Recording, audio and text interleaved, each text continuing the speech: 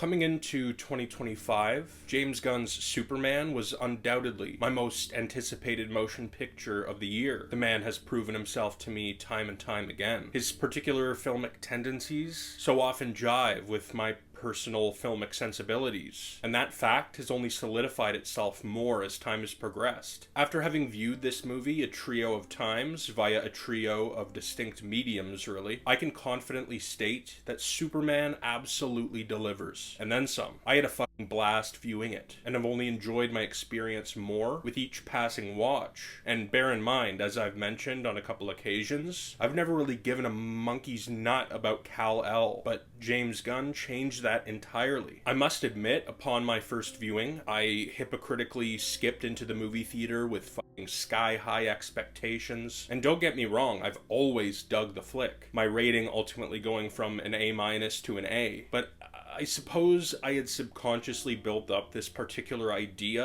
of what this movie was going to be, and given the fact that it wasn't entirely what I was expecting, which isn't even remotely a negative thing, I had much personal processing to do following my opening night viewing. Not to mention, said first viewing was my first 3D D-Box experience. A questionable decision, in retrospect, solely due to the fact that this medium definitely takes some adjusting to, so there certainly were some early distractions, though by the time the second, then third acts came around, I was having some fun with the chair's movement and its visceral intention, at least at times. Whilst my first watch was a solo affair, I watched Superman for the second time with a movie buddy on the big 2D screen, sans expectations of course, given the fact that I knew what to expect. I was able to simply sit back and take in the film for what it is, and although it may sound pretentious, allow themes to reveal themselves to me. All the while my third viewing experience occurred via home video, which was my most satisfying one in fact. It is only now that I feel it to be an appropriate time to discuss and break down the ins and outs of the phenomenal James Gunn's Superman. The action taking place within this fantastical and lived-in world is constantly creative and captivating. I particularly dig the sequence, essentially consisting of a trio of fucking fun battles that occur concurrently. Firstly, Supes takes on formidable foes Ultraman and the Engineer in a baseball stadium. Then, while soaring through the sky, before Clark and his clone take the fight underground. Secondly, the Man of Steel and his kind of foster pup fucking obliterate Baldy's raptors, before finally the Kryptonian duo finish off Ultraman once and for all. As expected, we're given such versatility in the cinematography department, which has always been a forte of Gunn and company. A great example of this is depicted via the comparison between a pair of flying sequences. Early on in the film, after Supes has been rejuvenated, he soars toward Metropolis through rather pleasant weather. This is captured quite smoothly, slickly. Around the middish point, the Man of Steel comes to the realization that Luthor and his goons have infiltrated the gorgeously designed Fortress of Solitude. Not only does Superman fly through a bit of a storm in this instance, the cinematography this time around is deliberately rough and janky, more so visceral. There are some wildly imaginative images within this feature that I can barely verbally convey, and I mean this in the utmost of complimentary fashions. I'm primarily referring to the action-oriented scene taking place within a fucking trippy anti-proton river, which leads to a frickin' black hole. This sequence providing what I believe to be Superman's most gorgeous solitary frame. Anthony Carrigan's Metamorpho is so intriguingly transformative. The metahuman turns out to be someone with whom we can practically instantly empathize, and so the eventual heroic actions he performs are that much more effective. The more so villainous Engineer, Lex's right-hand woman, is similarly visually compelling when compared to Rex, the Element Man. She's a genuine physical threat, though I do hope we get to dig a little deeper into the surely complex and damaged psyche of this interestingly imposing being. Superman is overflowing with great characters, fueled by solid performances. David Cornsweet is rather wonderful in the titular role. He is intensely earnest. I adore his evident chemistry with the talented Rachel Brosnahan's strong and persistent Lois Lane. These two are so believable together, and they share some really effectively romantic romantic moments as a couple. I had great fun with the Justice Gang. Hawkgirl is admittedly a wee bit shortchanged, though I can forgive this as the movie had many a spinning plate to balance. Isabella Merced is typically great. I just like to really delve in there. Thankfully, we get more of the character during the summer of 27, though I love the ruthlessness she displays when badassly murdering the nefarious and quite eccentric Baravian politician Vasil Gurkos. Nathan Fillion is deliciously and hilariously arrogant in the role of Guy Gardner, though the star of the mini superpowered team is unequivocally Eddie Gathegi's Mr. Terrific. This guy is too fucking cool for school. He's extraordinarily intelligent and resourceful, and is the star of the flick's most memorable action sequence. Skylar Gisondo and Sarah Sampaio, who portray Jimmy Olsen and Eve Teschmacher respectively, are both fun and funny and energetic cast components, while they're both utterly essential to the picture's narrative. But I must say, I was most compelled in the character department by the fucking evil Lex Luthor, played by Nicholas Hoult, of whom I've been an admirer for nearly as long as I've been alive. Holt's Lex is frighteningly passionate and emotionally obsessive in his captivating anti-Supes pursuit. I was truly bloody thrilled by the news from the horse's mouth that the forthcoming Man of Tomorrow feature is as much a Lex movie as it is a Superman one. Now, in this film, a primary theme of which being kindness is cool, we're given what I believe to be a relatively clear and consistent narrative through line. This picture revolves around the profound connection between a parent and their child, and oftentimes blood does not dictate family. In the picture's beginnings, we learn that Supes is not only soothed by the untarnished former half of his birth parent's message, but it is also the foundation of his moral compass and entire being, really. Then, relatively well into the film, we learn, thanks to the engineer's wicked abilities, of the content contained within the damaged latter half of the message sent by the L's. Even Luthor wants to get in on this family narrative through line. Whilst part one of this message was purely inspirational and good-natured, part two encourages our Kal-El rather coldly to both conquer and breed. This eventual revelation completely rips the foundational rug out from underneath our hero. He's basically entirely lost his sense of identity, and so he goes to ground himself at the Kent family farm back home in Kansas. I utterly adore the Kents here. They are both fucking cute and sweet and refreshingly authentic. The lovable mush, Pa Kent, delivers some very wise lines to his boy. The dialogue here truly representing the movie's heartfelt core. Once an out-of-sorts Clark vulnerably states to the man that he no longer knows who he is. Papa John states that a parent's job is not to forge their child's path and destiny and dictate their being. A parent's job is to provide their little ones the tools, the ability to make douchebags of themselves. Then through their ideals and subsequent actions, they define themselves to the world. We come full circle nearing film's end when the Superman robots once more state that this parent-provided digital material soothes him. We then watch as a content Supes views his Kansas home videos, starring a young Clark alongside his loving foster parents, who simply want what's best for their kid. But that's not to say Superman paints biological parents in a bad light. It simply paints a light, if you will, of various parental figures. Then we, along with our characters, come to learn whose words we should truly value. We're creatively given another ultimately positive foster relationship between Superman and the lovable and chaotic Krypto, while we also get, in the biological department, the depiction of an evidently loving relationship between Metamorpho and his cute little alien son Joey. I thoroughly fucking enjoyed this big screen DCU commencement, as well as not only the classically wicked James Gunn needle drops, but also the several original elements of the score, into which the iconic John Williams Superman theme is implemented. I cannot wait to see what this universe brings us in the future, while I greatly anticipate the return of this particular cast of fantastic, colorful characters.